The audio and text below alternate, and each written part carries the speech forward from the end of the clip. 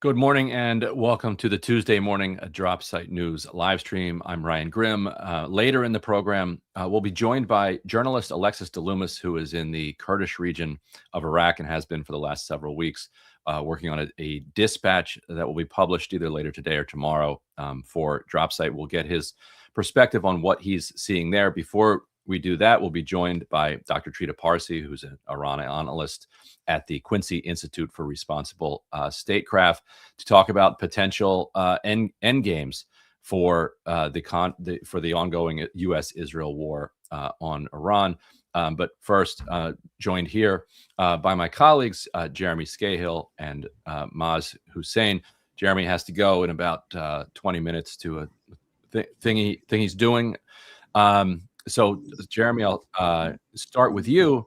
It's just been confirmed. Drop Site's Waqas Ahmed had scooped that Steve Witkoff has traveled to Islamabad to, we assume, attempt to partake in talks with Iranian officials. There had been some reporting that the Pakistanis had been trying to broker such talks. Maybe he's just got some other business in Islamabad. I know his son, Zach, has actually been doing all sorts of shady crypto deals with Pakistan. So maybe he's checking in on, the Bitcoin mining that Zach is up to. But so far, there's no indication that the Iranians are willing to actually sit down with him. So I guess he's, for now, just twiddling his thumbs in Islamabad. So what are your sources telling you at this moment, with the caveat that, of course, things could change rapidly, about what the Iranian position is on whether or not they're going to sit down again with any Americans, and if they are, which Americans they might find acceptable, and is Steve Witkoff among them?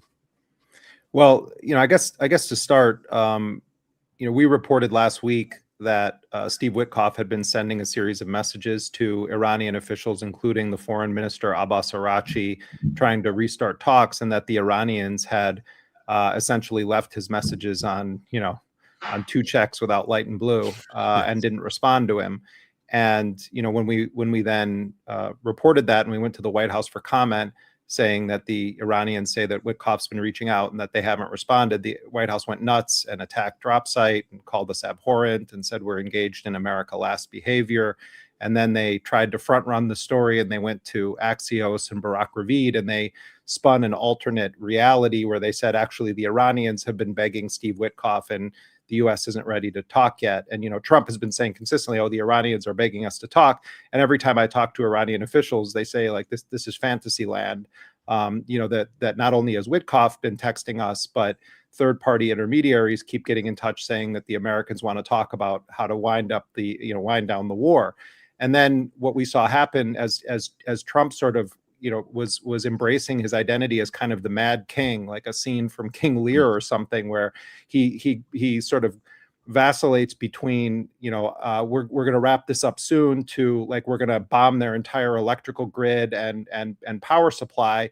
And then he's fretting over the Strait of Hormuz. There's discussions of, is the U.S. going to try to seize Karg Island? Are they going to try to do some kind of a land incursion? And then Trump over the weekend issues this threat saying that if they don't reopen the Strait of Hormuz within 48 hours, I'm going to bomb the electrical and power grids and supplies all throughout Iran. The Iranians then respond to that and issue statements and, in fact, maps showing exactly which sites they're going to hit in the Persian Gulf and in Israel, targeting energy infrastructure. And GCC states went absolutely nuts about this because Iran has shown a remarkable ability to just continue bombing, even though Pete Hegseth and Trump keep saying that their missile program is basically, decimated and on life support.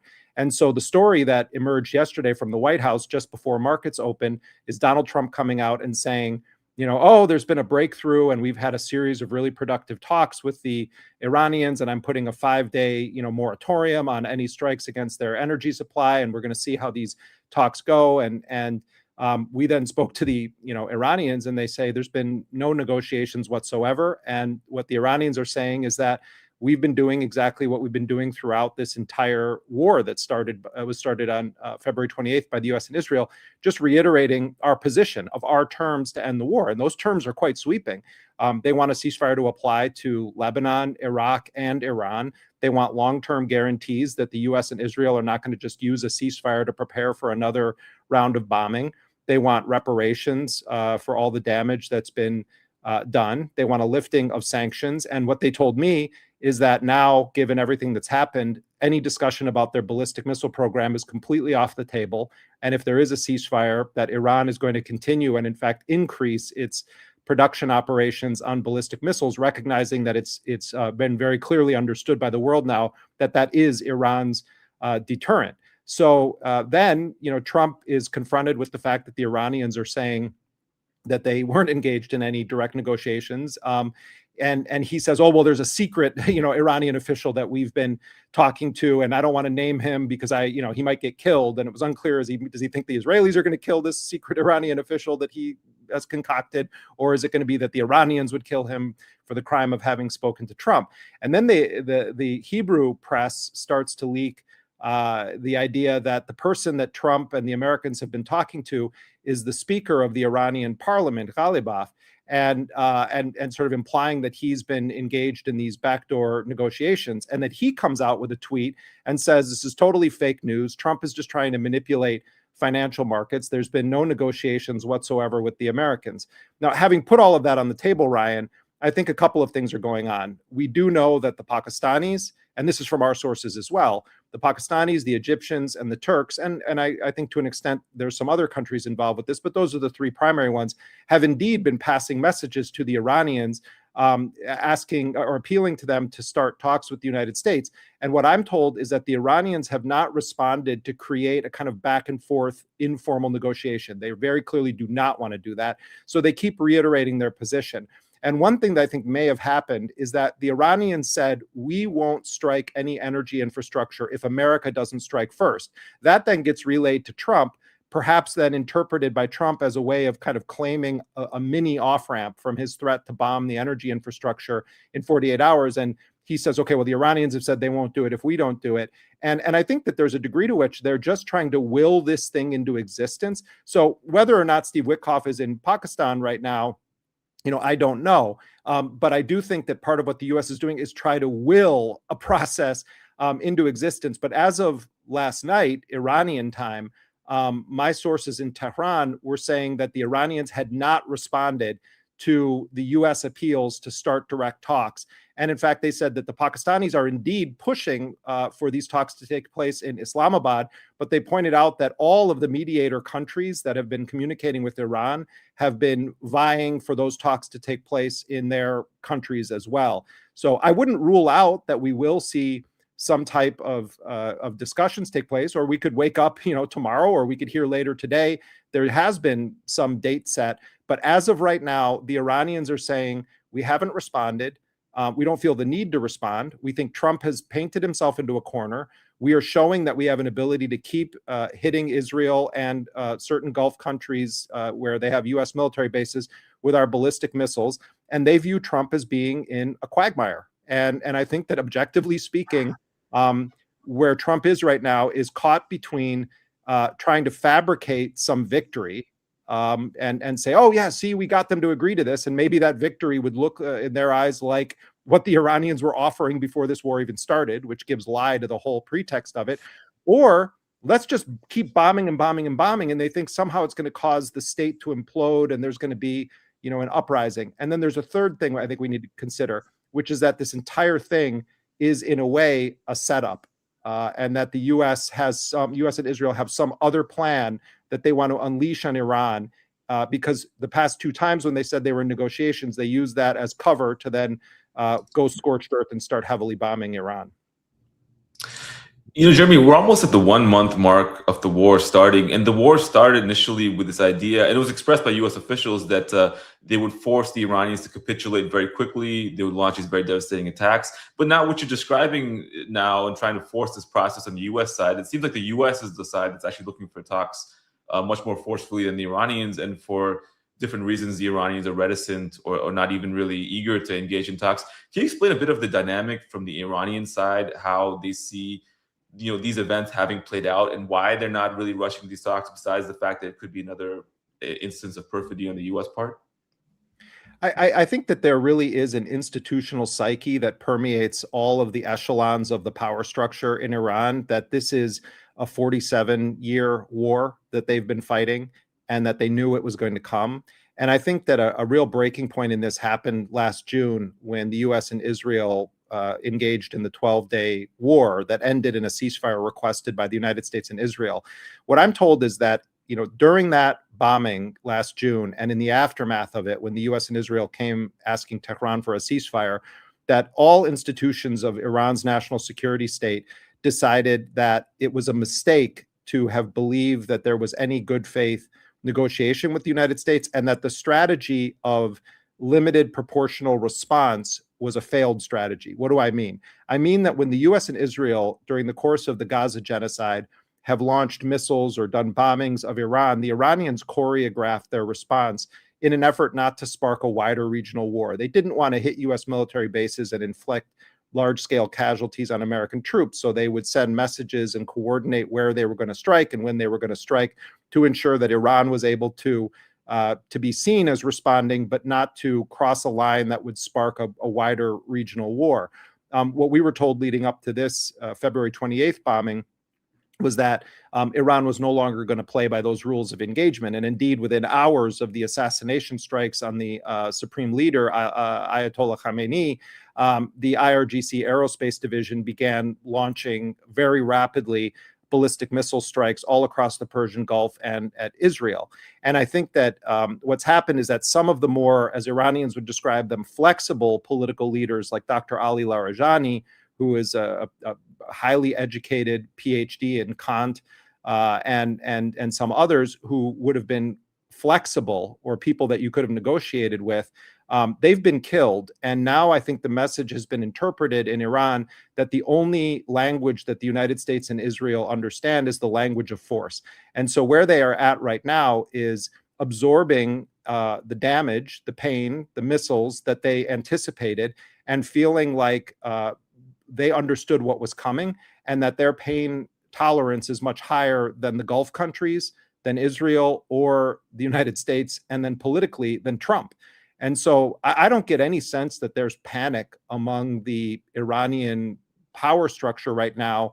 They view this as an existential war. They view it as a long war, but I don't think that they have any sense that they're on their deathbed or pushed up against the ropes. I think that they see Trump as not having the appetite to continue this. And Jeremy, I know you got to go in 1 minute or 2 minutes. Just real quickly, I know that these comparisons between U.S. and Israel behavior and their adversaries are can be trite, but it was just occurring to me that as Witkoff is in Islamabad, hoping that somebody will come and meet with him, if out of nowhere Witkoff was assassinated, let's say by the Iranians in Islamabad, I think the world would almost collapse with rage. How could you possibly do something like that to a guy who's a negotiator? This is not a combatant. It's somebody who's just going to these talks or hoping to have talks, not even having talks yet.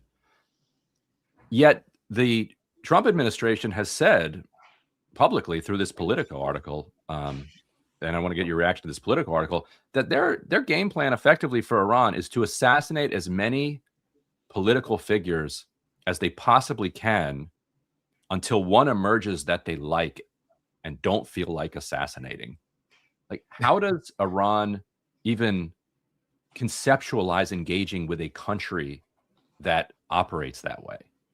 I mean, that article indicates that some very important people in Washington are drunk on the Kool-Aid that Israel has been pushing for decades. This very closely mirrors what the Israeli strategy has been regarding the Palestinians. You can go through decades, and they are always one or two assassinations away from winning, and it never works. Whether it's Hamas or Islamic Jihad, or it was the early stages of the PLO, or it's Black September, or it's any Palestinian groups, there's always another one that rises up. But in the case of Iran, there's a core difference. This is a modern nation state. The United States has not engaged in a war against a sophisticated modern nation state since World War II, or, you know, to an extent, the Korean War. And I think that the U.S. is getting a real slap in the face here of reality. And so, you know, we've said this many times, and Iranian scholars talk about this. Even people that are incredibly critical opponents of the Iranian government recognize that they built over 47 years horizontal institutions, that they prepared for this day, that they have chains of succession. I think there is truth to the idea that some of the people that are replacing the number one or number two that get assassinated are quote unquote hard line. But if you think of it from a common sense perspective, Ryan, if you're in that political national security bureaucracy in Iran, and the people that have been killed were people that were preaching a gospel of sort of flexibility, or let's not push across the line, it's not that you're a hardliner, it's that you've understood these tactics get us killed. And so if they're going to continue to target us in this way, then the only option we have available is to try to inflict so much pain that they think twice about continuing down this line. So I haven't seen a materialization in Iran in response to these assassinations that would indicate that that is anything other than a total pipe dream sold by the Israelis to the White House. I mean, it's wild. Let's never, though, the final thing I'll say is this, Ryan, let's never buy into the idea that there's actually some division between, you know, Netanyahu and Trump, Israel and the United States. They negotiate with each other, and then they come out and they do what they're going to do. All of what we've seen the past 24 hours reeks of some kind of plot, you know, not to sound like I have a tinfoil hat on, but we've seen this so many times because Netanyahu comes out and he goes, oh, well, Trump thinks he's going to be able to get through diplomacy, you know, a way to kind of lock in all of our gains of this military campaign. He verbatim has said that at multiple times about the Gaza genocide. And then they turn around, they do some heinous, unspeakable series of escalations and war crimes. So again, I wouldn't rule out that there will be talks. I haven't heard any indication that's going to happen from the Iranian side, but I also wouldn't rule out that this entire thing is being constructed because they have some alternative plan that we're not aware of yet. And it could come in the form of a massive escalation. You know, when Netanyahu is speaking openly about the virtues of negotiations, that usually is a blaring siren that something's about to go down. But Jeremy, thanks so much for taking some time this morning. Really appreciate it. Thank you, guys. Thanks, Jeremy. All right, so we're gonna bring in next Alexis Daloumis. We're gonna play our Trita Parsi interview. We'll hold Trita for next because Alexis is here. He's got good internet. I want to take advantage of that. Alexis is. Were you the director of Bilkei Sibe, or this documentary that people may remember? We played it here on Drop Side. I know you were heavily involved with that back in 2024, which is about Kurdish fighters in the Syrian civil war. Some wild, coincidental, foreign fighters working, teaming up with the Kurds in the Syrian civil war. Wild, kind of interesting coincidence. This weekend, while I was doing reporting in Cuba, I saw Brace Belden, who also fought there, and he told me that you guys were actually in the same unit, and became for friends. A while, yeah. So he sends along his regards. Same here. It's been a while, but yeah, same here. Been a long time. You're no longer in that world now. You're on the, you've swapped the gun for the pen. And the camera. Yes.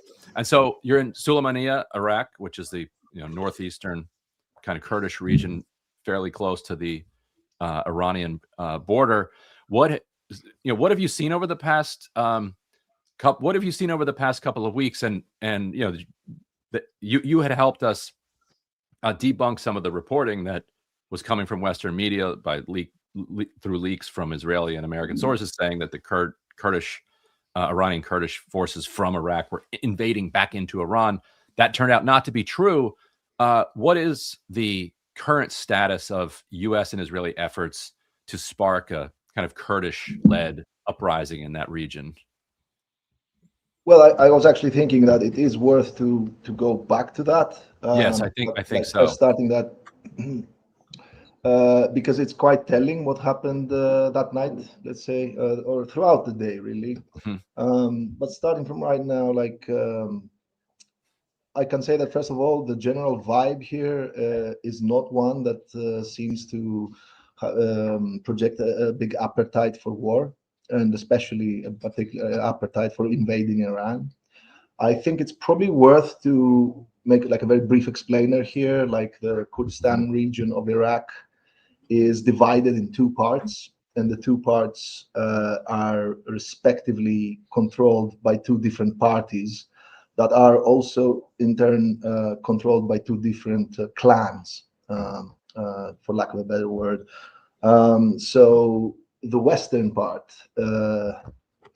which includes Erbil, the capital of the KRI, and the base of the KRG, the Kurdish regional government, is controlled by the KDP, and the Barzani family. While where I am here now, in Suleimaniye, is the capital of the eastern part, which is controlled by the PUK and the Talabani family.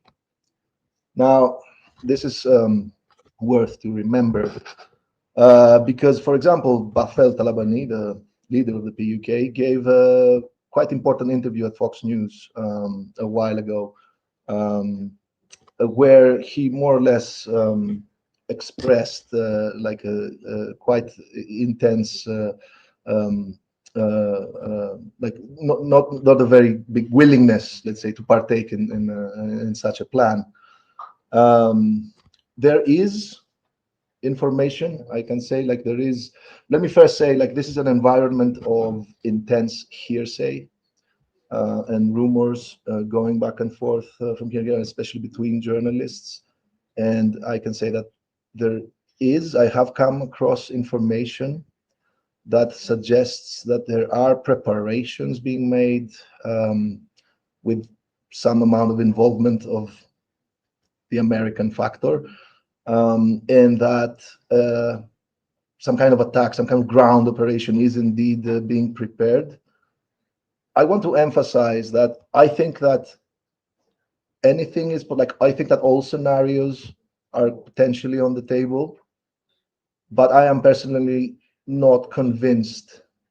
I am not convinced at all that this will be indeed the case. And this is where I wanted to like go back to what happened at the 4th of March, because what we've seen is that there's a lot of psyop going on, like within all this process. And so what we saw then is that there was a kind of a domino of, let's be generous and say, like, inaccurate reports that suggested that the invasion of Iraq, of Iran, had already started. And I guess this is an instance where y'all can kind of a little bit boast about, because correct me if I'm wrong, but I think Dropsite was one of the first American media to refute this narrative. Yeah, I think that's right, and we owe a debt to you for help with that. Jeremy was hearing from sources. I was hearing from sources. You, Maz, I think you were too. Inaccurate is they were saying the invasion was underway, which is different than what often some of the fake reporting you get that says there will be an invasion tomorrow, and then it doesn't happen, and then you can say, well, the plans changed. My reporting wasn't wrong, but the plans changed. They were saying it's happening. There are thousands of people rising up right now, and it just wasn't true. And in fact, the original source of that reporting, which was an Israeli source, an Israeli media, was suggesting that this already happened 2 days ago, and that thousands of people had crossed the border, and somehow nobody knew anything about, like, nobody like took, in this day and age, which is, if you think about it, it's like something remarkably implausible to suggest. Right.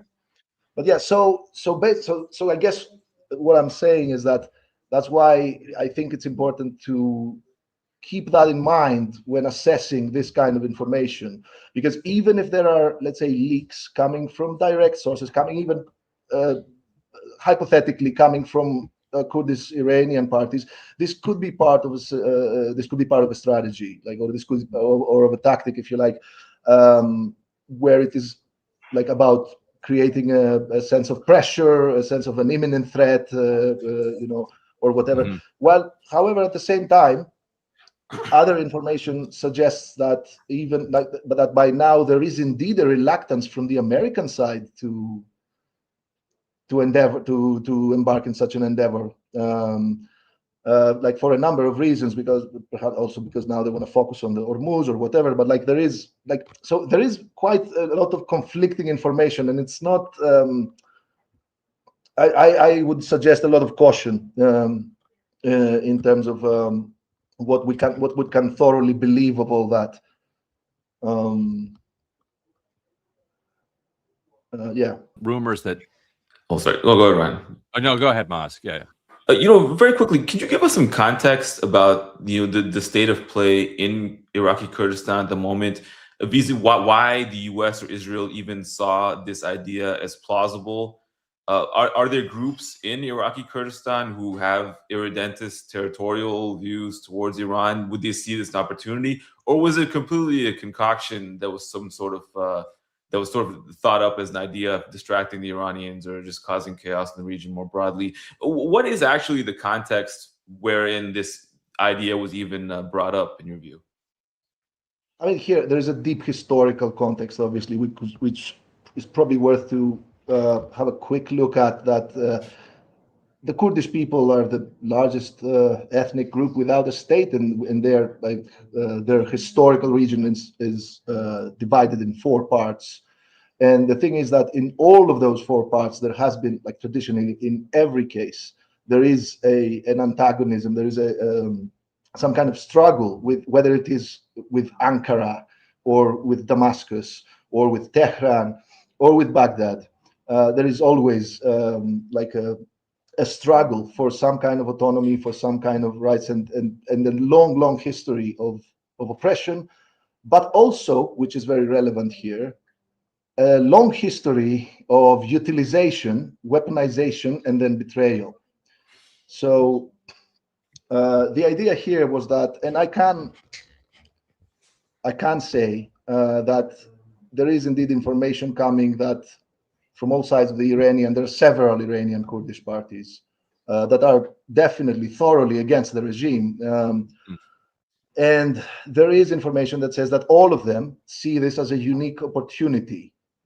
But, well, let me tell you a Greek proverb. In Greek, we say, right now I would say the Kurds, they can see the cheese, but they can also see the mousetrap. So yes, there is an opportunity, but at the same time, as for example, most of them, but for example, Bafel Talabani was saying in that interview in Fox News, we haven't seen any of the hypothetical components of the plan, of the conceived plan about this. Like, we haven't seen any potential for a mass uprising, and most importantly, we haven't seen like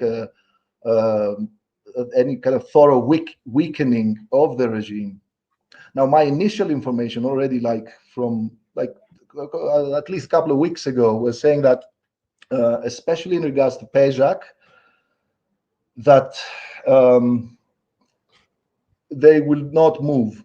They will not make a move unless they would be thoroughly convinced that the regime is totally weakened and is about to collapse, which suggests that they were not planning to be the catalyst of that, but rather to move in a situation that would breed chaos to protect their own people. And this is what I've had reiterated from that side, let's say from the broader Pejak side, the Keçeke, let's say, that like what the Pejak is projecting, and it is important to look at, to focus at the Pejak, because the Pejak is, I would say by very far, the Iranian Kurdish party with the most military capacity. And what they are projecting is something like a strategy of non-alignment, something that they call the third road, and so on. So they want to project like a neither with US and Israel nor with the regime. And the way they're describing this is that we can see what's happening. We can see the potential of enormous chaos and violence erupting. And we are mostly preparing. We are taking a defensive position and preparing to protect our people and our communities. So this is, which is a different scenario than the one being floated so far. So given that, and I think, and this kind of logic, although there are differences within the parties and other part, like for example, I think anyone can see that parties like the PAC, for example, have consistently been more openly eager to seek an alliance with Israel, and yet this logic that we don't see the conditions for such a plan to go forward are really here, seems to by now be reflected by all the parties. So there is this contradiction. Like despite the distinct presence of information that suggests that no, this is going to happen, and I'm not convinced. I don't believe it very much, So even the most militant and the most willing to side with Israel Kurdish factions are saying we'll get more of the mousetrap than we'll get the cheese if we go right now. It seems so. Yes. It seems so that no one really thinks. And again, there's contradictory statements being made here, but that's part of a general environment of ambiguity, I would say. But yes, it seems that nobody really thinks that this is like that the ground is ready for this. And of course, this is part of a negotiation as well, where people are, saying that, well, we're going to need more guarantees from the United States and so on, which is also, I guess, what is also quite relevant here is the very recent history. Like I said, there's a long line of betrayal of the Kurds, if you like. Well, the most recent one is only a few months ago, in January, in northeast Syria, that we've also reported about. Yeah.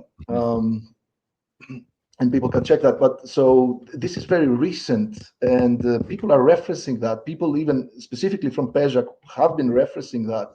But well, we've seen this kind of thing playing out. Like we don't necessarily trust the process. Say. Yeah. Last question from me. Suleimania was getting hit pretty heavily a little while ago. What has that faded as the kind of possibility of this incursion has seemed to politically recede, even as rumors circulate that it might still happen? How are you doing? What's the situation been when it comes to bombing of the city that you're in?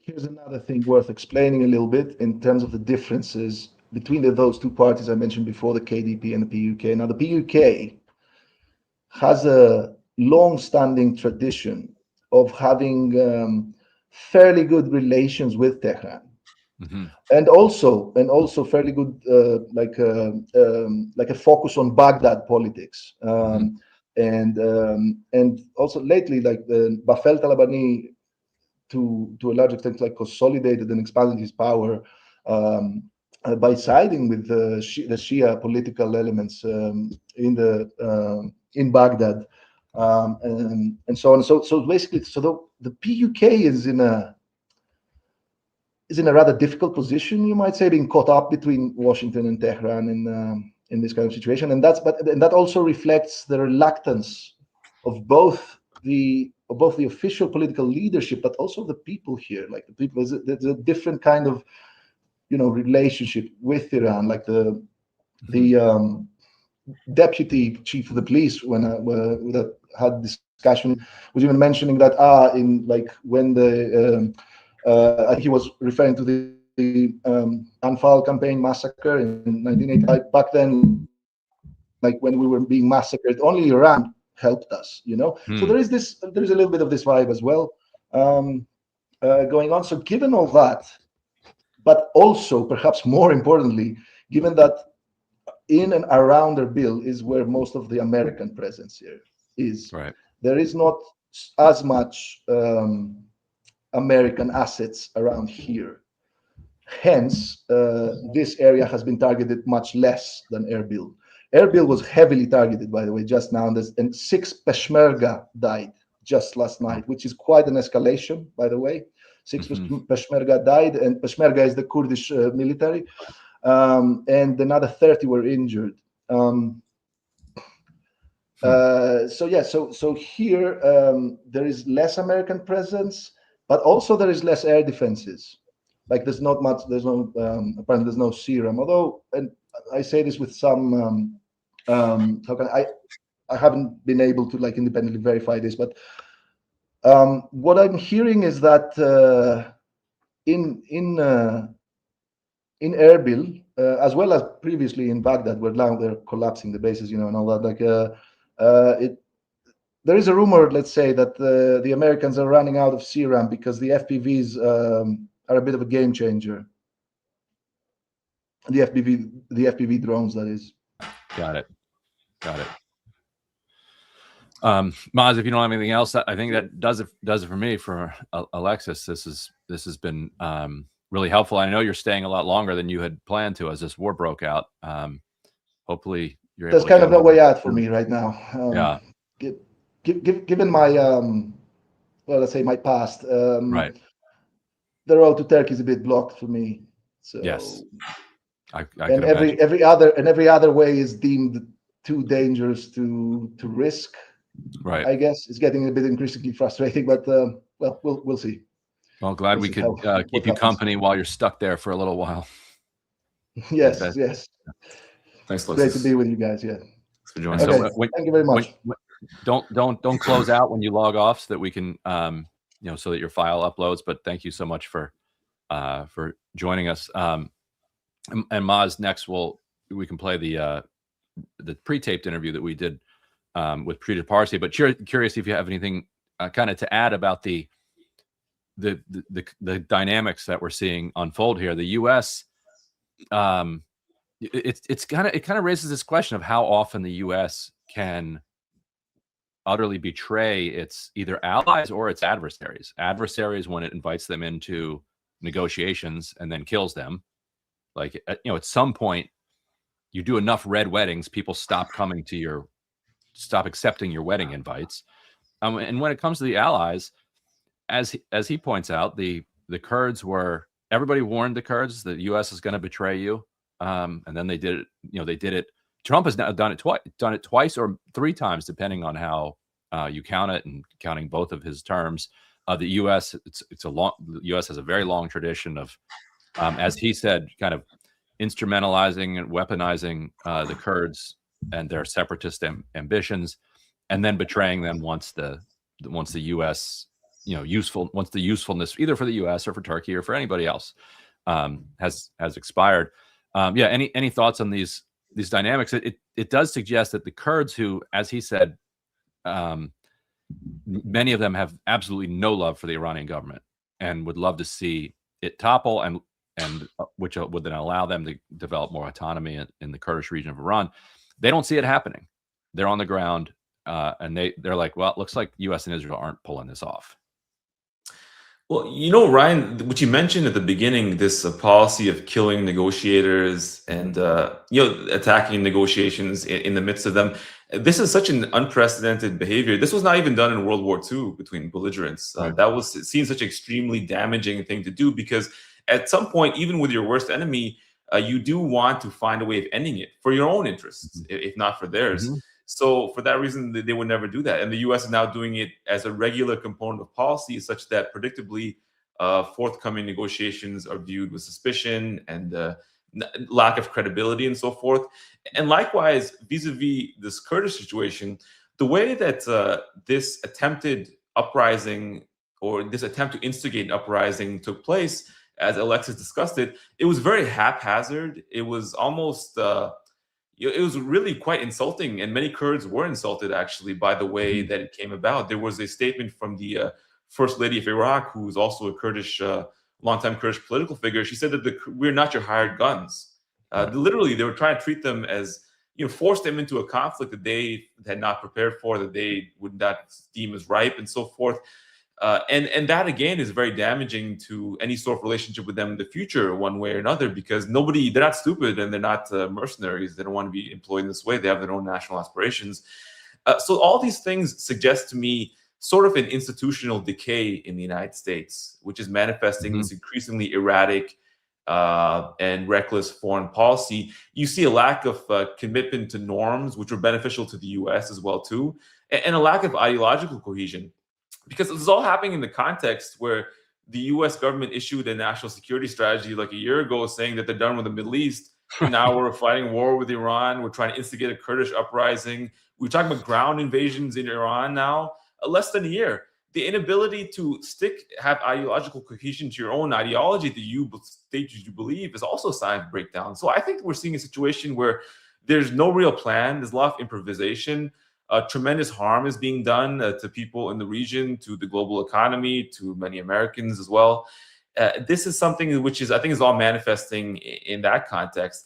And I do think that, if they were trying to have a Kurdish uprising in Iran, this would be planned for years. You'd get their buy-in beforehand. You'd have all the steps in place to do that when the time came about. They're just trying to kind of like wing it and build a plane while it's flying.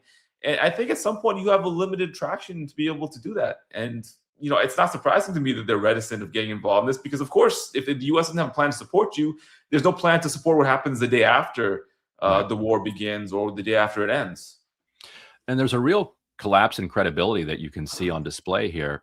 Trump, according to the reporting, called Barzani, who's the guy who runs the western side, the western side of the Kurdish region, which by itself is curious from a strategic perspective. What you need is the PUK. Like, it's good to have the KDP, and it's good to have the Barzani clan. He's very powerful, supportive of whatever you're going to do in Iran. But you can just look at a map. Like, you have to go through the PUK territory. So anyway, in any event, he's on the phone with Barzani, and this is according to the reporting, and Lindsey Graham also kind of said this out loud. He gave him a real, like, you're with us or against us speech. Like, you either do this for us, or we're going to destroy you or allow you to be destroyed. The very kind of mafia-esque kind of ultimatums that Trump is fond of delivering, but now without the mafia level follow through. Like, the mafia, it's a deal you can't refuse from the mob because the mob is actually they're going to put a horse head next to you. They're going to kill your family. They're going to firebomb your grocery store. Barzani and Talabani, as far as we can tell at this point, have said, thanks, but no thanks. And so you have the Trump administration delivering these extraordinary existential level threats to relatively extremely minor, powers, and who are very dependent on the United States, particularly, the Kurds in Erbil, as he said. Like, this entire economy is organized around a lot of foreign presence and U.S. military presence. And they told him no. And so far, at least, he has not destroyed them. Like, so he keeps making these massive threats. We're going to bomb all of Iran's, civilian infrastructure and plunge it into darkness. And then he doesn't. Now, I'm not at all suggesting that the world would be a better place if he followed through with all of his insane threats. But there is a world in which the U.S.'s ability to kind of make threats is substantially diminished by Trump just popping off constantly, and then not just not following through, but really no plan to even follow through. That level of improvisation does also give me the fear that they may end up doing it, even though it's not in the U.S. interest to bomb Iran's energy facilities and so forth because of what Iran will do in the global economy. You have to do it. You said you'd do it. Yeah, they may still do it just because there doesn't seem to be like a professional decision-making apparatus in place for these sort of very consequential decisions. So, I think that we're also entering a period where the U.S., and this is stated by U.S. politicians, the messaging from the Trump administration, is that they're in a position where they're freely admitting that the only thing that matters is strength and power. And that's the idea of politics, period, is woke, and it's not something that we do anymore. We just have lethality and so forth. But, the U.S. is not omnipotent. It's not a limitlessly powerful country. It's extremely powerful. It can and has done tremendous amount of damage in Iran, in other parts of the Middle East, and it can do so for many years. But you don't have the ability to coerce everyone to do everything you want in the short term without any consideration of their interests indefinitely. I don't think that they are that powerful, and they're not even able to really subdue the Iranians or compel them to accede to American terms even after unleashing this tremendous destruction on them as well. So if you're in a position where you've said that the only thing matters is might, and then you discover that you're not actually as mighty as you thought you were, then what? You have to go back to the tools of persuasion and ideological attractiveness and incentivization of people's own interests to get them to work with you. That said, I don't even know what the U.S. really wants in this situation. What is the U.S. goal in Iran? What was the goal of the war per se? These questions need to be answered before you answer the question of what is the goal of the Kurdish insurgency. Is the goal of the Kurdish insurgency to topple the government in Tehran? Kurds are a very small minority in Iran. And geographically, it doesn't really make a lot of sense either. No. Is it just to cause an independent Kurdistan to be created in Iran and to cause the breakup of these countries to create a new Kurdish state? Well, countries which are very close with the U.S., like Turkey, are very against that. And many countries, pretty much all U.S. countries, are status quo powers vis-a-vis the borders of the Middle East. So what's the plan for getting around that? It seems like the Turks objected to this, and that's kind of why part of the reason they backed off on it as well, too. So again, there's not really, it's hard to even answer the question because no one knows what the macro context is taking place in.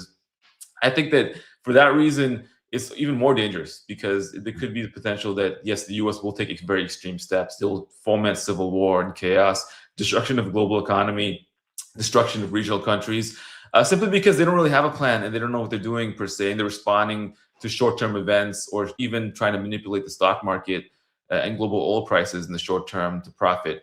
That's the very dangerous situation we're in. And again, I do think it's reflective of a collapse of a very intricate and in many ways sophisticated imperial architecture that had been built globally by predecessors to Trump, and which is now, they show no signs of being able to maintain. Yeah. And so on that front, let's play a little bit of, let's play the Trita Parsi interview that we pre-taped, and when we come back from it, I could talk a little bit about what I saw in Cuba and what the kind of U.S. sanctions, terror designation, embargo, oil blockade are doing there, and what the nature of the trip was. Because I've seen it when I got back, I saw it made kind of major national tabloid news. Even the New York Times wrote a piece about how Hassan Piker went to Cuba, which is an incredible kind of headline. I thought it was a made-up screenshot. At one point, I'm like, it's not possible that we are blockading oil from 9 million plus people for 3 straight months, driving them into hunger and misery. And the New York Times headline is about Hassan Piker. No offense to Hassan, but like, come on, like that. I don't. It's hard to see how that is. And the Free Press wrote about how like Hassan Piker, Jeremy Corbyn, and content creator Ryan Grimm are like over preaching revolution in Cuba. So we can talk about some of that idiocy. But first, let's roll our interview with Trita Parsi. Us now is Trita Parsi. He's an analyst at the Quincy Institute for Responsible Statecraft, and he's also the author of his new Substack, which I suggest everybody sign up for. Just search Trita Parsi in Substack, so you can get his analysis right in your inbox there. So let's welcome Trita Parsi. Also, of course, here still with my colleague Murtaza Hussain. Trita, thank you so much for joining us. Really appreciate it. My pleasure. Thank you so much for having me. So I wanted to talk about some of the analysis that you were offering related to the energy industry and the way that Trump has almost de facto lifted sanctions temporarily on Iran. But before we get into that, I was in Cuba doing some reporting over the last 3 to 4 days, and the internet there is very difficult, particularly for foreigners to access. Your VPN is in and out. The different cellular data is tricky. So I was only able to follow things kind of intermittently. I got the sense that I could have missed the entire thing. Also, I gather that there was a 48-hour deadline that was announced by President Trump, and then that deadline went to nothing. So for somebody like me who was kind of gone for the last 3 to 4 days, like what did I miss from your perspective? Nothing. Right. So we're back to where we were when I left, basically. Well, look, he issues these threats right before the markets close. I think he's doing it kind of in a rage. I don't think necessarily there's a lot of thinking through. I mean, for instance, there was this threat against Kharg Island as well. And then he ended up bombing, but he only bombed the military facilities on the island, not the oil pipelines.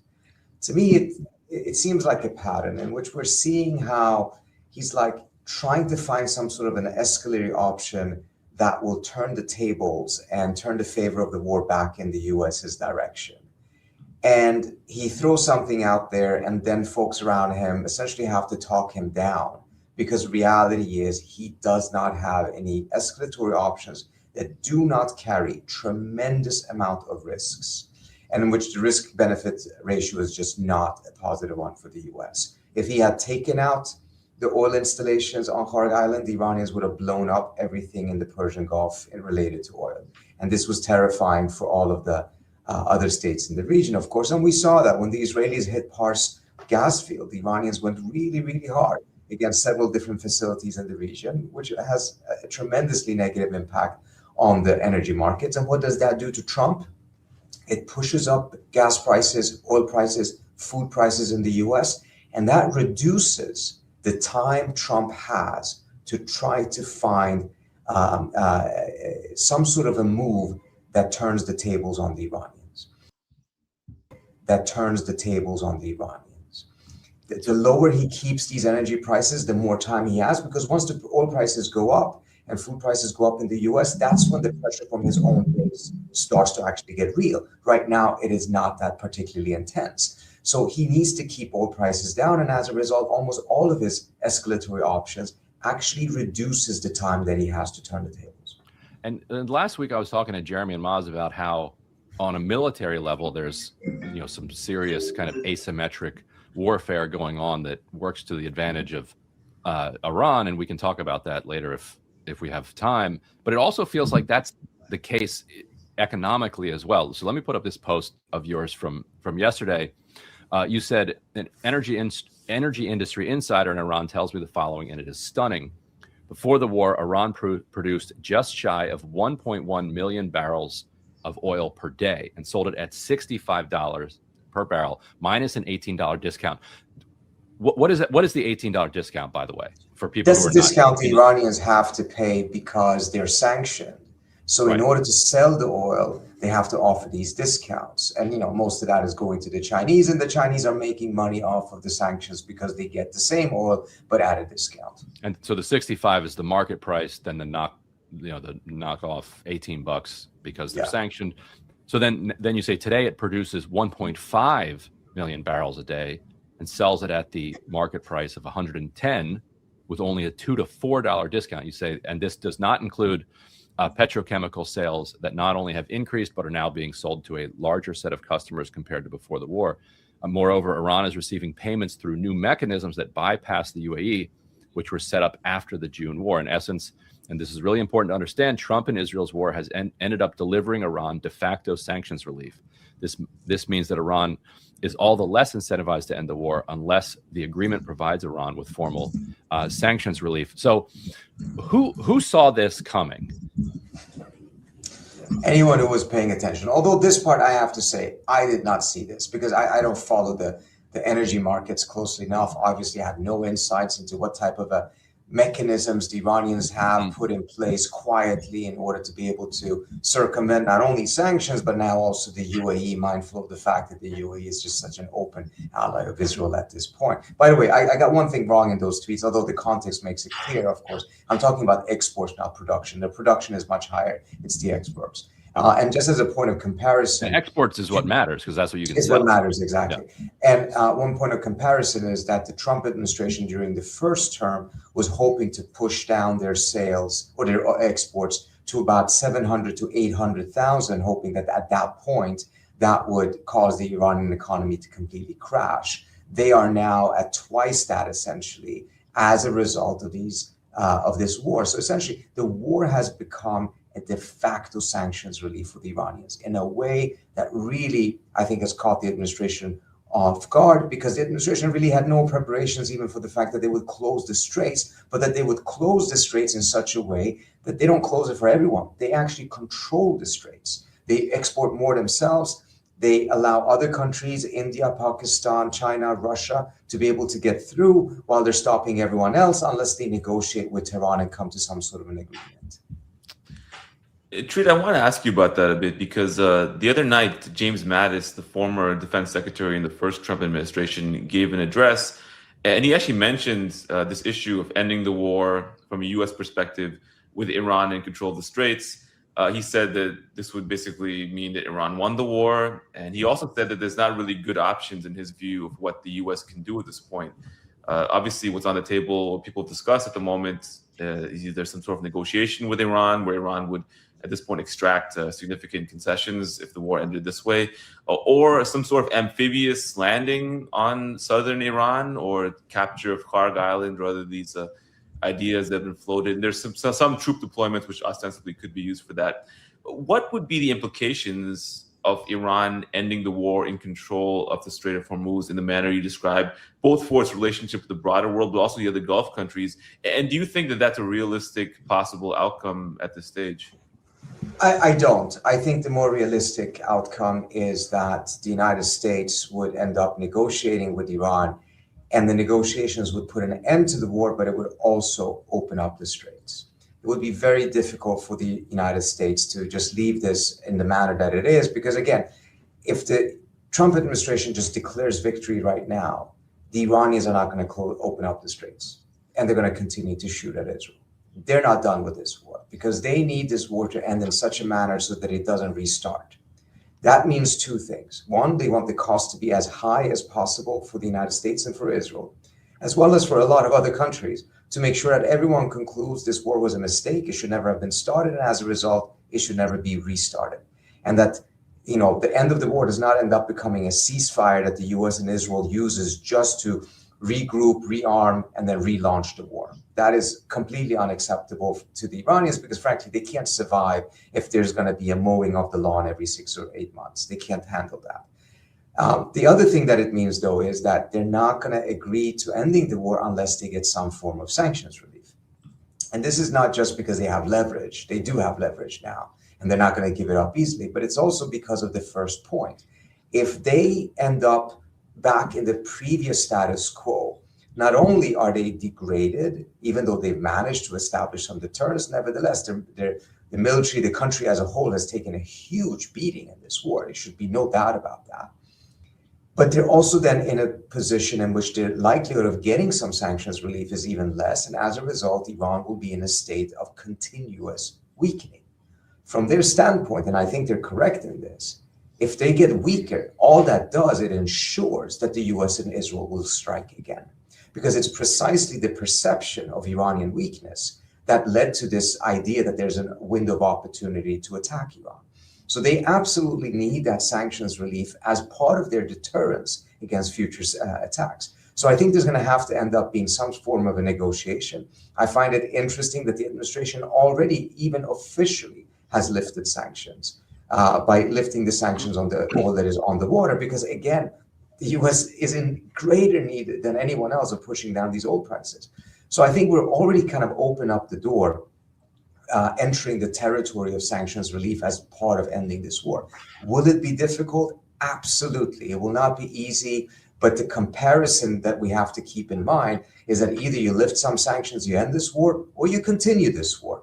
And if this war continues much further and we get to a point in which Trump no longer can credibly declare victory to his own audience, all that means is that he no longer has the incentive to end the war because he can't declare victory. So he's just going to continue, go along with this, and this will end up some sort of a lower intensity forever war, which will be the exact thing that will destroy his presidency and define his presidency. Yeah, I wanted to ask you about that point because maybe it's a lack of imagination that I have from living here in the United States, but it's very hard for me to envision a scenario in which Trump exits this war declaring victory in such a way where the humiliation is just obvious and on the surface, which would be, for instance, if Iran retains control of the Strait of Hormuz with sanctions lifted. Like even Trump's gift for propaganda and public relations can't make that look like a victory.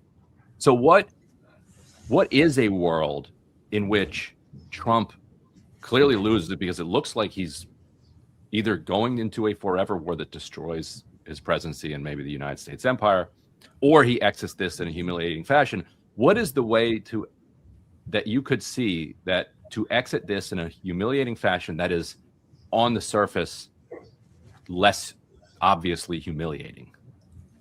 So I think I may differ with you a little bit, Ryan. I have greater faith in that talent that you mentioned, in his way of maybe saying, he can do it. Yeah. Let me put it. I mean, we did a poll last week with the American Conservative, and it showed that 79% of his voters, and we only polled his own voters, would support him just ending the war and declaring victory. I think there's still another week, 2 weeks, perhaps 3 weeks in which he has the ability of being able to declare victory, and his base will believe it, which is what matters to him more than anything else, right? Right. And he can point to things. They definitely degraded the Iranian military. They definitely have destroyed a tremendous amount of things inside of Iran. He can point to whatever number of people within the regime that they have killed. He can point to the fact that as part of the deal, the Iranians will reopen the straits, and he will make a big deal out of that, even though, of course, the strait was open before the war started. It only got closed because he started the war. And they will probably get something on the nuclear front as well. It's probably not going to be as good as the offer they had in Geneva when Trump rejected it, but he'll probably get something on that front. So I still think he has that ability to be able to point to a couple of things. This goes on a couple of more weeks. I fear that he will lose that ability.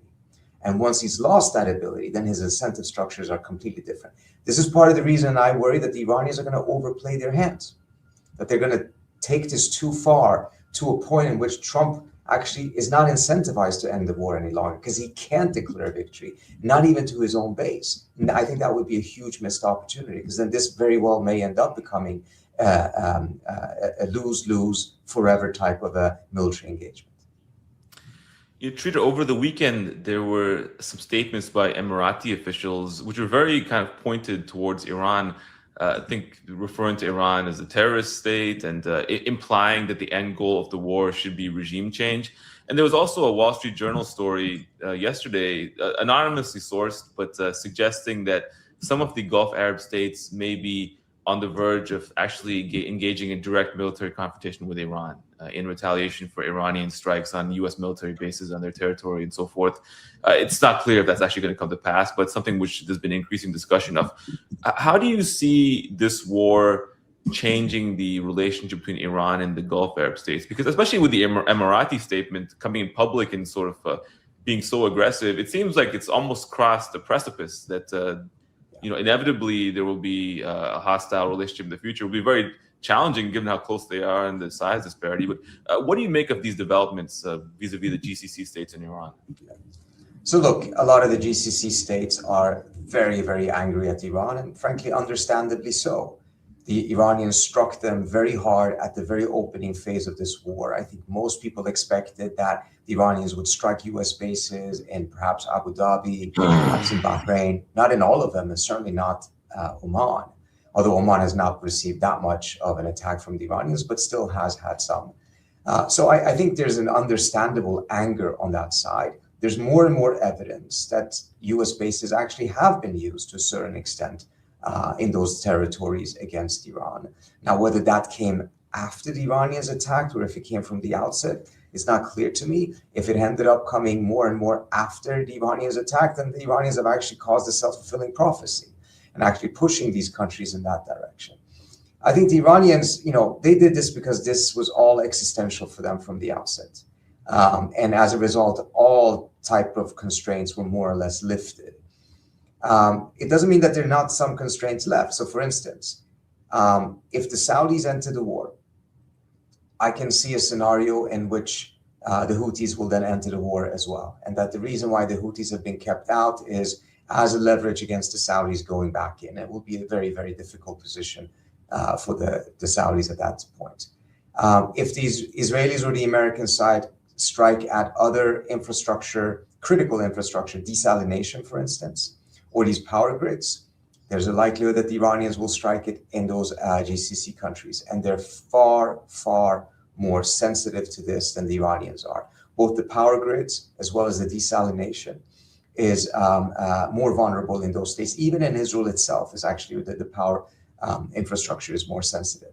So there's still a lot of extremely dangerous escalatory moves that both sides can make. And this is part of the reason I said, going back to what I said at the outset, Trump doesn't have any great escalatory options, because whatever he does, the Iranians can do something that in many ways will be even more devastating. But at the end of it, where will the GCC and Iran be? I think it will be very, very tough for them. You know, there had been a warm up in the relations. That's probably going to be largely wiped out. There's going to be a split within the GCC. Some of the states are going to be of the view that at the end of the day, geography is permanent. The US is going to leave the region. We have to find a way to make some sort of a functioning relationship with Iran. And we need to do one that has far more interdependence than the previous one did, because at the end of the day, the vast majority of the investment by the GCC was actually in the containment of Iran through the United States rather than in engagement. Just look at the trade, for instance, or the fact that there was no investments coming from the GCC states into Iran, despite the Saudi-Iranian normalization, for instance. But there will be others who at this point will just go, you know, and invest even further in the American security basket and hope that they can just balance Iran. They're talking about turning themselves into the next Taiwan or the next South Korea. So I think at the end of the day, the Iranians also have to be very careful. They have to look for some sort of a stable order after this that is acceptable to them, acceptable to the GCC, and acceptable to the United States. Otherwise, yes, they may score some significant points in this war, but the post-war situation is going to be disastrous for them in many different ways.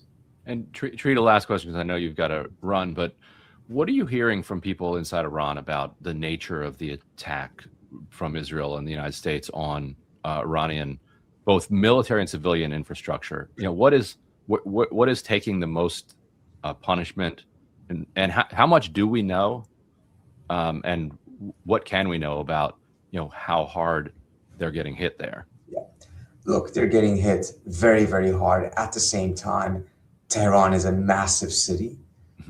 So you can be in a part of Tehran and not see any signs of that war except the sounds, of course.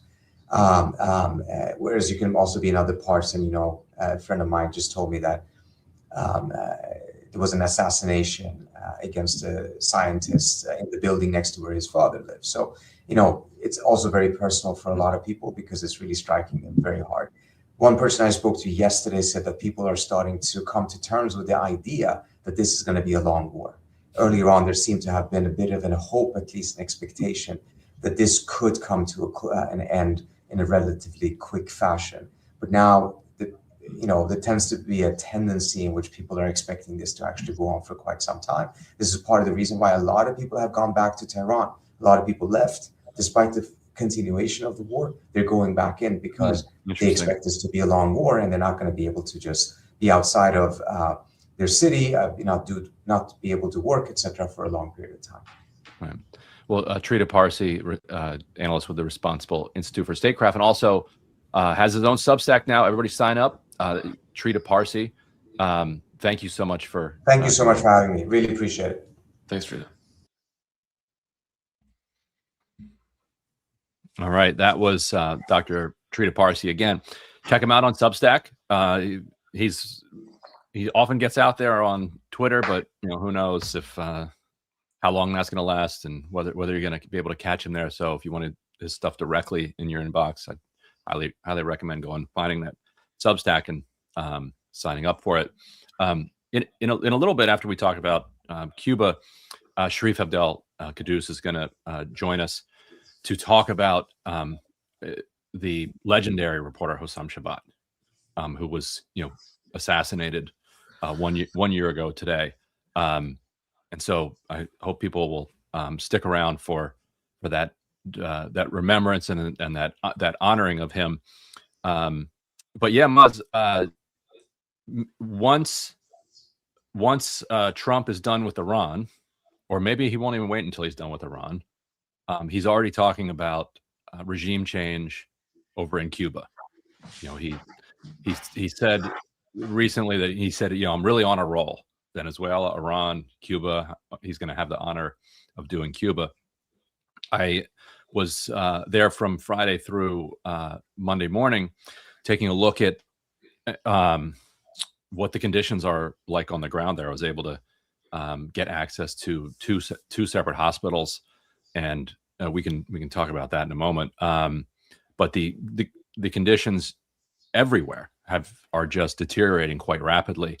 People who had been there as recently as December and January said that it was noticeable, how rapidly things are collapsing there. And people who'd been going there for many years had said, obviously there's always been a struggle, there's always been poverty, but the depth of the hunger and despair, and seeing homeless people on the street was something new kind of to the Cuban system, since the U.S. has gone now nearly 3 months blocking the government from importing oil. Meanwhile, and I'll throw this up. It was amazing to come back and see what the American coverage of the trip had been. I see this. Here's from Barry Weiss's The Free Press. Cuba's useless idiots. Viral content creators like Hassan Piker and Ryan Grimm were invited for a weekend in a blacked out Cuba so they could preach the glories of La Revolucion. Content creator. I suppose that's accurate. We're making content right here, right, Maz? I mean, never really thought of myself as a viral content creator, but okay. The coverage that we've seen, it's kind of incredible in a way. There's this horrifying blockade happening. People are literally dying. Yeah. And it's being reduced to this sort of media culture war issue, settling scores with no actual or very limited curiosity or interest in what's actually happening in Cuba as a result of U.S. policy specifically aimed at inflicting harm on the civilian population of Cuba to engender a collapse of the government, and potentially leading, as a similar sanctions policy did in Iran, to a military confrontation with Cuba, should they not accede to U.S. demands. So you actually went there and saw what was happening in the actual country that people are using as this sort of symbol for something very trivial. Can you talk a bit about what you actually saw there? Because there's these blackouts. We've heard reports of food shortages, medical shortages. What was actually taking place in Cuba from what you saw? Yeah. And so it's been since roughly the Venezuelan invasion that the U.S. has blocked all oil from getting into Cuba, except in February it allowed private businesses to start importing some oil. The health system, of course, famously is government run, so that means that the health system is unable to import oil. We blocked Russian tankers from getting there. We've put pressure on Mexico to stop them from sending oil to the island, and of course we effectively took over Venezuela and made sure that none of that oil was getting in either. Now the Cuba is up now to because of the Chinese have been helping with the development of solar energy, and I interviewed one of the professors who kind of is overseeing the transition from fossil fuels to renewable energy. She said, they're up to significantly over 20% of electricity coming from solar power at this point, and growing rapidly. One of the, they were stalled for a long time, but they've had a kind of a breakout over the last couple of years, and just in time, because if they did not have this solar to fall back on, I think the dystopian situation that we saw would be, even that much worse. But so on Friday night, about a week ago, there had been a complete nationwide blackout, and people would say, well, country, 11 million plunged into darkness. It's actually, people are saying closer to 9 million now, because of the immense amount of kind of economic pressure being put on the island. And the Cuban government allows people to leave now, where for a very long time, you had to kind of sneak out. Now, if people want to expatriate, they can do so, and they're going to Paraguay and Uruguay and Brazil and Argentina, Chile, Costa Rica, and to the United States. And so it took them about 36 hours, and they had about a week ago, and they brought power back. Then on Friday night, there was partial blackouts where most of Havana lost power, and I was walking around the city with Liz Oliva Fernandez, a reporter for U.S. news organization Belly of the Beast. She's Cuban, based in Cuba, and we walked past several hospitals which maintained their power, as well as the homes that were surrounding the hospital compounds. And in Cuba, because they're so serious about their healthcare system, it's oftentimes not just a hospital; it's a hospital plus a compound around it, because they have more of a holistic kind of approach to healthcare. And she was saying that the people who live right next to hospitals now have found themselves in this quite privileged position because they're protected in the event of blackouts. People didn't know, when they were moving next to a hospital, that things would get so bad that this would actually end up being a privileged position. But if you have a family member or you yourself live right next to a hospital, you keep power. So people will then go to their homes if they need to charge their phones or charge their, if they need access to energy. That's in the event of a partial blackout. In the event of a complete total grid collapse, then nothing can be protected by the grid. The grid is designed to protect hospitals and hotels, but hospitals first and then hotels second, as the last resort. So, but if the entire grid goes down, then generators kick in. And so, and I'll play this video in a moment. We went to on Sunday. So Saturday night, there's a complete and total blackout at around 7:30 at night. The entire country of Cuba, all power goes out. It started kicking back in. I just saw a news alert that it's now back, like for the whole island, which is impressive. Like that, this is, a complete and total collapse takes a while to get back. But first, they turn it back on for the hospitals. So it went out at 7:30. I went with a couple of other journalists to William Soler Pediatric Hospital in Havana on Sunday morning, and at around 5:30 a.m., power kicked back on for them. In between that, they had their generator running, and so they were out for almost. They said it was around 10 hours, and they knew they had at least 8 hours of generator capacity, but they weren't sure how much beyond that. And as they get lower, then they reach out to the Ministry, of Energy and Mines to say, look, we're getting desperately low, and the government prioritizes refilling the hospital generators. But crucially, the nurses and doctors there told us there's a time between when the power goes down from the grid and the generator kicks in. That can be anywhere from a couple of minutes to 4, 5, 6, 7 minutes. You never exactly know how long it's going to take to completely power back up.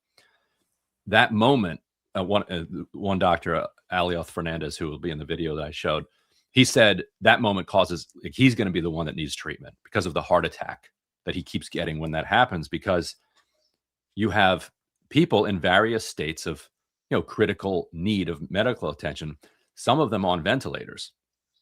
And that if it's 4 or 5 minutes between the grid going down and the generator kicking in, that can be the difference between life and death for somebody who's on a ventilator. And so he and the nurses were describing this like foot race. Like you see the power go out, you instantly turn on your cell phone light, and then you sprint to the ventilators, open up the side compartment, and let me put this up, and then you start hand pumping until the power comes on. It's tricky because the measurements have also gone down, and so you're talking about a baby that's just a few pounds, and you have to try to calibrate while you're under this enormous amount of stress, how much to pump. You don't want to pump too much, you don't want to pump too little. So here's one of the babies. This is a little boy named Eric, who's only a few months old, and this is Dr. Fernandez, and he's describing, he's showing us. So you kind of lift up the side of the ventilator there, and he's pointing there to the hand pump, which you can see. But you'd have to have your phone out in one hand, so that you or your colleague has the phone out, shining the light on it, so you make sure you find the hand pump. You also, of course, want to keep a light. That's Liz Oliva right there. You also, of course, want to keep a light on the baby as well, to make sure that they're doing okay. We also met a 9-year-old who has brain hemorrhaging, and his mother was there with him all night. She described the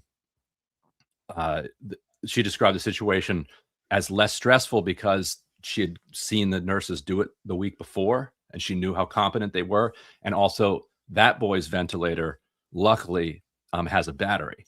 Now, the monitor that was connected to it did not have a battery, so that went down, but the ventilators kept going because the battery worked.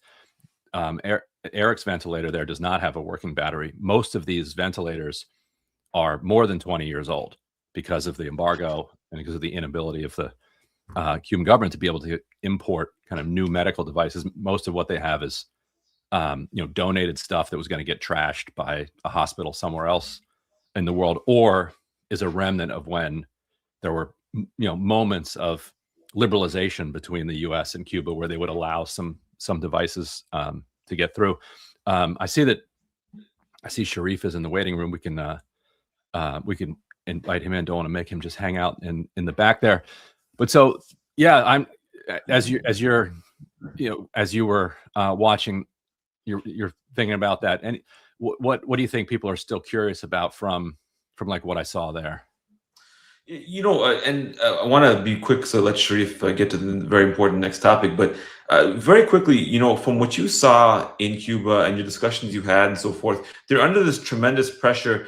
What the prospects for what it is developing towards? Is there a prospect of an agreement that would end the blockade and result in some sort of normalization of ties with the U.S. and Cuba? Is the Cuban government planning to resist? Is there a prospect of resisting and so forth? How do you foresee this playing out? Because several months into this absolutely crushing blockade, how might this end? I frankly don't know how they would resist if they sent in Delta Force and helicopters and the full might of the American military. They have said that they will resist. They've said that we have a history of. Now, I think over time, I think it would be very difficult for the U.S. to occupy in an old school kind of fashion Cuba. But I think that in the initial stages, I don't know how they could put up a significant fight against such completely mismatched military. Also, people there are very, very frustrated at the government as well. And also, if you're there, and Cubans across the board seem to very much intellectually understand that the U.S. blocking oil from getting in is playing the lead role in the complete deterioration over the past several months, and the U.S. blockade over decades plays a role. But like anybody, the government is the one that is closest to them, and you're going to take out a lot of your anger at the government itself. And so I can't imagine, it'd be very difficult for them to marshal, I think, massive resistance to a U.S. invasion. But what that would look like over time, I think, is hard to say. I don't see how the U.S. does a long-term occupation. But where this goes is anybody's guess, because what we saw was dystopian, but not stable either. Deteriorating. I think what we saw is on the downward slope. And it can get significantly worse. If people are are accurately describing how things had gotten so much worse from December, January to now March, if they continue to stop allowing oil in, and there's no energy around the island, there's no telling how much worse things can get. It's just no way to live. They don't have the fuel to pick up the trash. They can't keep the lights on. They can barely keep the hospitals powered. It's difficult to and what can you do? What can you even do in that case? That'll take what remains of the tourism industry, which the U.S. has punished, in a big way. Basically, made it very difficult for Americans to go over and do tourism. But what they did is they implemented a rule that says if Europeans go to Cuba, they lose the visa-free travel that they have from Europe to the United States. So putting this really high cost, because if you're a European who would be vacationing in Cuba, you're probably also the kind of European that likes to vacation in the United States as well. And so they made it not impossible, but like if you're a European in that situation, you're like, well, I guess I'll just go to Aruba or somewhere else where because it's a real pain for a European to lose their visa-free travel status to the United States. So they've cut the legs out from under the key sources of currency, which are tourism. Oil was coming in, and they would sell some, use a lot of that, sell a lot of that abroad to enhance foreign currency, and also the doctors programs around the world. The U.S. has put a lot of pressure on countries to kick Cuban doctors out and send them back. That was also a source of some currency as well. So there's basically nothing there, and so there's no obvious opposition. There's no opposition party. There's no opposition movement. All the opponents are in Miami. So it's not as if there's going to be kind of some organized, Cuban-led regime change on the island.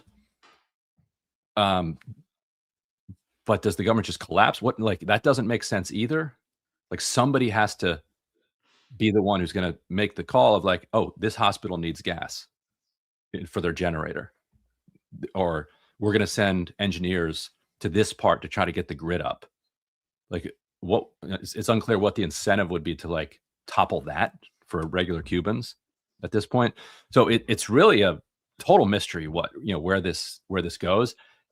This is unsustainable. This is going to lead to death and despair on on a mass scale if it's allowed to continue even for a few more weeks, let alone kind of months and God knows years. The Cubans I was talking to were saying this, your guy has 3 years left. We can't make 3 years. We don't have 3 years of this. Yeah, it's unbelievable. It's unbelievable. Yeah. Should we bring Sharif on? Yeah. So Sharif, let's bring Sharif back in. Thank you, so much for taking some time to do this. We wanted to take a moment to honor the life and work of Hossam Shabbat. Is there and I would encourage everybody to go to DropSite and read the piece that we have up there today. How would you like to start? Yeah, I just want to remember him. Hossam Shabbat was assassinated 1 year ago today in Beit Lahia as he was driving in his car. A drone strike targeted him. His legs were blown off his body, and he was killed. And he was repeatedly targeted and repeatedly threatened by the Israeli military. They basically said that they were going to kill him, and they did. And the next day after his assassination, they posted online bragging about his killing and saying, "Don't let the press vest fool you. Hossam was a terrorist." And so this was the level of impunity that Israel enjoyed in murdering journalists in Gaza, because they paid absolutely no price for, now it's over 260 journalists killed. And so they're able to not only preemptively basically say that they're going to kill this journalist, but kill him and then brag about it. But Hossam was, a very well-known face in Gaza. He was a correspondent for Al Jazeera Mubashir.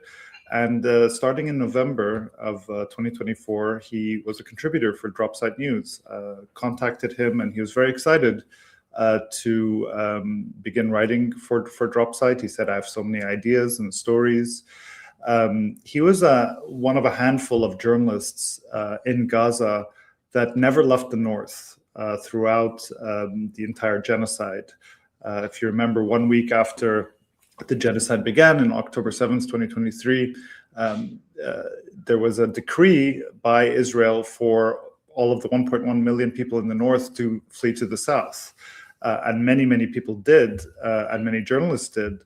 But people like Hossam Shabbat, Anas Sharif, Abdel Sabah, who still is a contributor for Dropsite News, never left the north. And this was where there was a really a scorched earth killing campaign by Israel.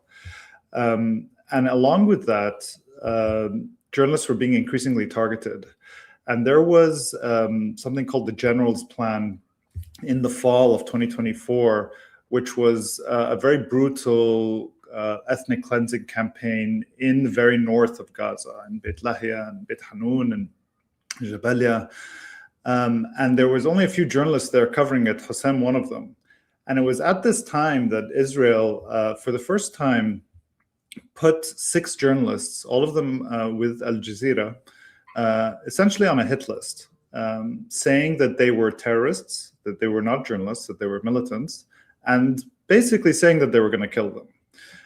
So this was the first time we saw, I mean, there was kind of a progression of the way the Israeli military would kill journalists. I mean, we're watching video now that's Hossam Shabbat with Anas Sharif, his good friend. Anas Sharif, very prominent Al Jazeera correspondent who was killed on August 10th, along with 5 other journalists in a strike on Gaza City as they were in a media tent. But you know, in the beginning, we saw kind of Israel, they would kill a journalist, they would either say it wasn't them, or they would say it was a mistake, that this was part of collateral damage, that it wasn't deliberate. Increasingly, as we saw that there was no accountability, and the US and other Western backers were allowing this to happen, and pretty bad coverage by legacy media of the killing of their colleagues in Palestine, we saw them then, for example, say that after the journalist was killed, they would say that this wasn't a journalist, this was a militant. We saw this in the case of Ismail al-Ghul, who was killed in August of 2024 in an airstrike that decapitated him. Afterwards, the Israeli military said he had received a military ranking from Hamas, I believe in 2008, something like that. Mm-hmm. Ismail al-Ghul was 10 years old at the time. Right. I mean, those are the kinds of statements that they're giving. Then they kind of progressed to this, you know, basically creating a hit list. And so they put these 6 journalists on the hit list. Hossam was one of them. And at the time, Hossam said he felt like it was being hunted.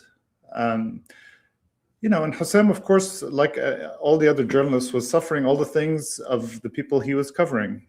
He was displaced. He told me he was displaced 20 times. He was exhausted. He was very hungry. He didn't have enough food. He hadn't seen his family. He was the only member of his family who stayed in the north. He hadn't seen his family for over 460 days before the January ceasefire in 2025, the first or the second ceasefire. And he was injured in an Israeli airstrike. And he was repeatedly called on his phone by Israeli military officials threatening him, telling him to go south. And he would not go south. He kept telling them, I'm going to continue reporting. And he did so. And then, yeah, on March 23rd, well, it was 24th for him. It was nighttime, New York time. He was messaging with me. We had agreed he would file a story about the bombing campaign that had hit Beit Hanun a week earlier after Israel abandoned the ceasefire and resumed its kind of scorched earth genocidal campaign. And so he was writing to me. He said, Habibi, I miss you. We hadn't messaged in a while. And he sent his article. You know, I looked it over very quickly, and he said, when's it going up? He was always very eager to get things published. And I said, I need to translate it. I need to edit it. You know, please just give me some time. I need to go to sleep. And he's joking. He's like, I'm going to post it online on Twitter. I said, come on, just leave some for a drop site. And he said, I'm just kidding with you. I'll put it up. And he was always kind of maintaining this warm and funny attitude, despite all of the death around him. And I sent him a couple of questions that evening. He answered one. And then I went to bed and I woke up and messaged him again. And I didn't know that he had been killed, it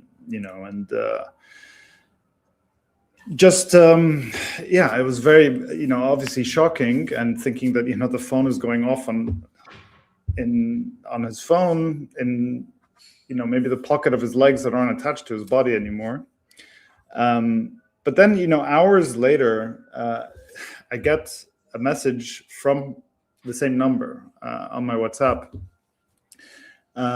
And it was very shocking to see that alert come up, but it said, Allah yarhamu, may God have mercy on him, or mercy on his soul. And I said, Allah yarhamu, who is this? And it was his brother, Wissam, who had taken his phone and seen that we had just exchanged messages. Wissam is also a journalist, and I just want to read what he posted today online in a social media post. He said, "Today marks the anniversary of the martyrdom of my brother, the journalist Hossam Shabbat. He always stood in the face of the enemy with his camera and his free voice, fearing none but God, bearing witness to the truth until his very last moment. My brother, I lost you before my eyes, and I was helpless, unable to do anything. That moment still lives with me every single day. You were martyred for the sake of truth because you spoke what had to be said and revealed what they tried to hide. The occupation does not accept the voice of truth, but it can never silence it. Your words will remain alive and your voice will stay with us. It will never die. May God have mercy on you, my brother, and grant you the highest place in paradise. You are a hero and you always will be." And those are the words of his brother. And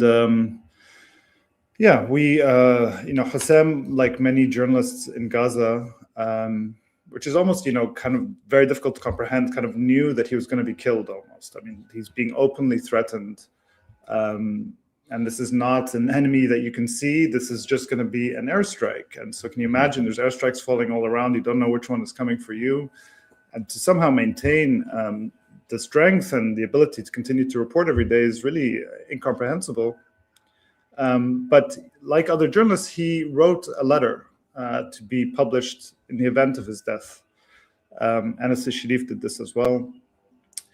And, it's a very moving letter, and I encourage everyone to read it. At the end, his last words of the letter, well, he begins by saying, "If you're reading this, it means I've been killed, most likely targeted by the Israeli occupation forces." And then he ends with these words: "I ask you now, do not stop speaking about Gaza. Do not let the world look away. Keep fighting, keep telling our stories until Palestine is free." And so I think it's up to all of us to not let the world look away and not let the world forget Hossam. And Sharif, can you talk a little bit about his dreams for the rest of his life? This was a very young man, despite his prominence, the talent, and the grace. He may have kind of given off the impression of somebody older and more and longer into his career than he truly was. Can you talk a little bit about what he saw for himself if he had managed to escape the Israeli assassination attempts? We didn't speak that much about life after genocide because it was so overwhelming, and we're just trying to, I think, cope with what's happening. He was very young. So was Alexis Sharif. Alexis Sharif had not been a correspondent before. He was a producer, and he did a couple of kind of live shots. But unlike Abu Bakr Abed, another Dropsite contributor, he was a sports journalist. Other journalists were like wedding photographers, like Mu'taz. So Mu'izz, sorry. So a lot of these journalists were forced to become these war correspondents. Hossam had some experience, but not much. But he very quickly emerged as a very clear. He had a gift. He had a gift of reporting online, reporting on camera. He was just so incredibly brave to just kind of every single day report be on the front line, speak with people, and to be able to continue doing this in the face of such violence and such death, and to bury so many of your colleagues along the way. I knew he loved journalism. He was very excited about it. He was excited about the difference between print and TV journalism. And I would often, and there's always a seesaw back and forth between an editor and a reporter on the ground. And so I'm asking him questions and I'm following up, and he's asking me, why am I asking these questions? And I'm explaining things and double sourcing, and he was kind of very eager to learn, and always very eager to publish too. But at some point there was an airstrike in December of 2024 that killed 5 journalists, I think, in northern Gaza. And I messaged him just to check in on him, and he messaged back. He said, "I've come to hate this job. The world doesn't care about us." I forgot the exact quote, but he basically said, we all now just call each other martyrs and saying who's going to be next, and it doesn't seem like anyone cares. So I think he rightly felt that they had been abandoned by the world, because this kept happening, and it was being bragged about and openly talked about by Israel, and it just wasn't stopping. And he has ultimately assassinated himself. And I think it's shameful the way that a lot of legacy media covered these killings. The New York Times, in the coverage of Hossam, it was buried in a larger article and some sub-paragraph just to mention.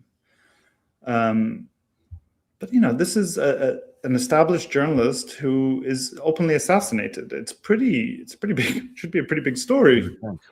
And we saw this also with the killing of Anas Sharif, who was probably the most well-known face at that point. And won a Pulitzer, even. He was part of a Pulitzer-winning team for Reuters, because he took a photograph of this massive double airstrike in Jabalia. And part of the submission was his photo. And the way Reuters covered his assassination, also an assassination where Israel admitted it the next day and said, I think they may have used exactly the same term, don't let the press best fool you. They front-loaded the Israeli claims of him being some Hamas commander in the headline and in the lead. Really, really disappointing. Really disappointing. Right. And just abandoning, really, I think, these journalists. This is not the way we know that, these legacy media outlets can be outraged. And we saw it in their outrage over the unjust jailing of Wall Street Journal reporter Evan Gershkovich by Russia. And, a lot of journalists and a lot of the headlines, if you go back and read them, will say unequivocally, these are trumped up charges of spying that he's imprisoned on. There's no equivocation whatsoever. And it's good journalism, actually, covering their colleague. But when it comes to these Palestinian journalists in Gaza, no, the Israeli military's claims, which are not substantiated by any press watchdog group or by the UN or by anyone credible, or even if you look at the claims, they're ridiculous. They're given that kind of weight. They're like, well, the Israeli military says this, and Al Jazeera, their employer says this, and it kind of does that he said, she said thing. So that also, I would say, enabled this killing to continue, because there's no cost paid by your Western backers, but there's also no, and part of that reason is because the coverage is allowing for that to continue. As well, there's no cost paid either in kind of like reputation. Right. So yes, I can't believe it's already been a year, and journalists continue to be killed. I think the last there was journalists killed just last week in Gaza, or maybe 2 weeks ago, and so this continues to happen. Yeah. I would just finally say we've compiled Hossam's articles on job sites, just on a page today, and people can go check them out and read his reports. And I encourage everyone to do that. Yeah.